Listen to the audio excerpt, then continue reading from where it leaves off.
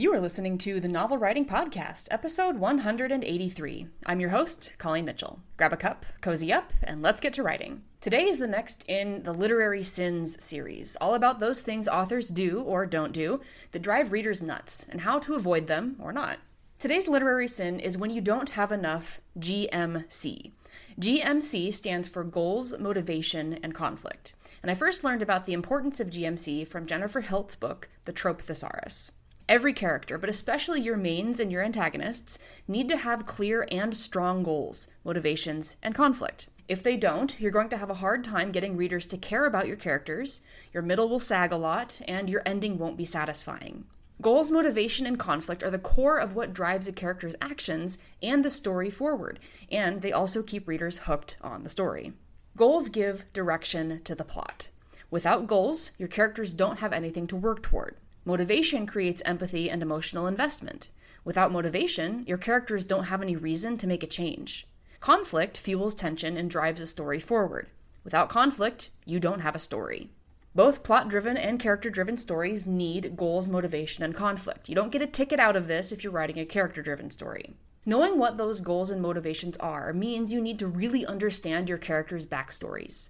That doesn't mean writing those backstories into the main plot, but it means that you as the author need to have taken the time or done the research to really understand your people, so that when you put them into circumstances of the story, you know, more or less, what they'll do and how they'll respond. That's not to say you'll know this information 100%. There are often times when characters do things we didn't anticipate, and it takes the story in a different, sometimes better, direction. But as a general rule, knowing your characters makes it easier to block out and plan those scenes. Conflict is the friction between characters and each other, themselves, or an external force.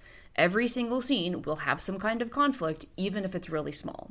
Let's talk about some common pitfalls. Number 1, your character's goals are vague or unconnected. Goals need to matter, they need to be specific, they need to relate to the plot, and they need to speak to what the character thinks will solve all their problems. Number 2, your character's motivation is inauthentic or unrelatable. For a character's motivation to be logical and authentic, it needs to be connected to their internal story. Motivation is the why behind their goal. So, if you have a weak goal, you will probably have weak motivation. And number 3, the conflict your character faces isn't hard to overcome, or it's disconnected from the overall journey in the book. The purpose of the climax is to put the characters in situations that seem insurmountable regardless of genre. If the conflict isn't strong enough, you don't have enough story. So how do you even start figuring out these essential aspects of your characters? I ran a workshop a while back for some of my authors where we did just that. Step 1, pick the character you want to work on. It could be a main, a supporting, historical, or whichever needs the most work. Step 2, write your character's goal in one sentence.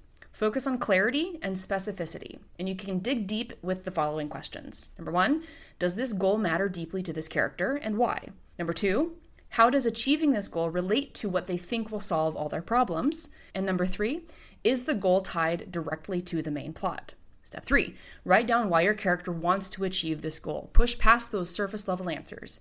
And you can use the following questions to dig deeper. Number 1, what in your character's past, relationships, or values makes this goal essential? Number 2, if your character failed, what would they lose emotionally, practically, or both? And number 3, does this motivation make their actions compelling and believable to characters? Step 4 is to list your protagonist's key external and internal conflicts. You need both. And you want to dig deeper with these following questions. Number 1, does each conflict directly challenge your character's goal or motivation, and why? Number 2, does the conflict escalate and grow more challenging throughout the story? If it does, then how? And number 3, if you made the conflict more personal, unpredictable, or difficult, how would it raise the stakes? You'll probably have a lot of overlap between each of the 3 aspects, but don't be surprised. They're all interrelated and they work together.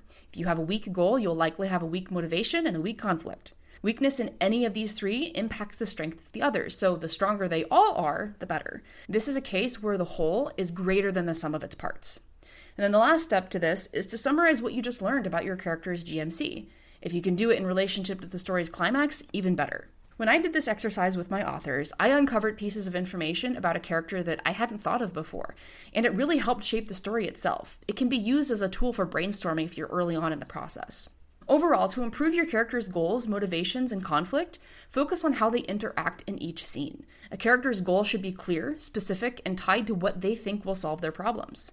Their motivation must be an emotional or practical reason that makes the goal matter, and the conflict should directly challenge both. It should escalate through the story and drive the character toward meaningful growth or change. If you really want to strengthen your book, go scene by scene and identify your main character's GMC in each of them.